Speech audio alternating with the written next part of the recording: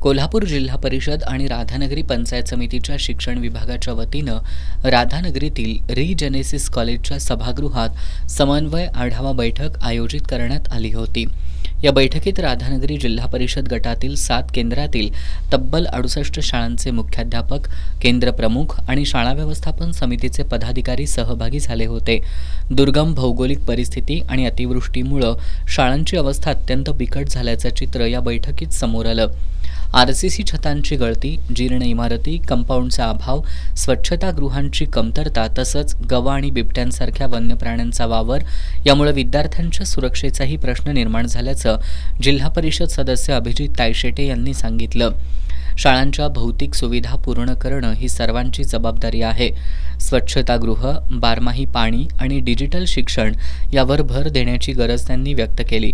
यासाठी त्यांनी शासनाच्या निधीसह लोकसहभाग आणि CSR फंडांचा प्रभावी वापर करण्यासाठी प्रयत्न करण्याची ग्वाही दिली। गटशिक्षण अधिकारी धनंजय मेंगाने यांनी तालुका शिष्यवृत्ती, क्रीडा आणि सांस्कृतिक क्षेत्रात अग्रेसर असल्याचं सांगितलं। शाळा व्यवस्थापन समिती पदाधिकारी, मुख्याध्यापक आणि केंद्र प्रमुखांनी समस्या मांडल्या। तळगाव, दुर्गमानवाड, पडळी फेजिवडे, दाजीपूर, सोन्याची शिरोली, सावर्दे अशा विविध केंद्रातील शाळांची दुरावस्था उघड झाली। कुठं मैदान नाही, कुठं इमारती गळतात, संरक्षण भिंती नाहीत तर कुठं वीजच नाही। मग डिजिटल शाळा कशा होणार? अनेक शाळांमध्ये शिक्षकांची कमतरता आणि मूलभूत सुविधांचा अभाव प्रकर्षानं जाणवतोय। विशेष म्हणजे पडसाळी शाळेचा पाया खचलाय। पावसाळ्यात खोली कोसळण्याची भीती व्यक्त करण्यात आली। खोपेच्या धनगरवाड्यातील शाळेच्या किचन शेडचे पत्रे उडालेत, तर चव्हाणवाडी शाळेच्या छताला गळती लागलीये।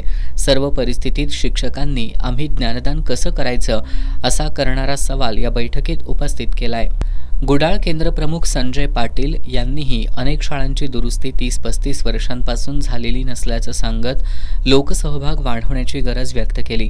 गावातील मंदिरं सुसज्ज होतात, पण ज्ञान मंदिरांची अवस्था का अशी असा थेट सवाल त्यांनी उपस्थित केला। प्रभारी शिक्षण विस्तार अधिकारी प्रकाश काणकेकर यांनी राधानगरी मतदारसंघात 68 शाळा, 2670 विद्यार्थी आणि तब्बल 38 शिक्षक पदं रिक्त असल्याची माहिती दिली।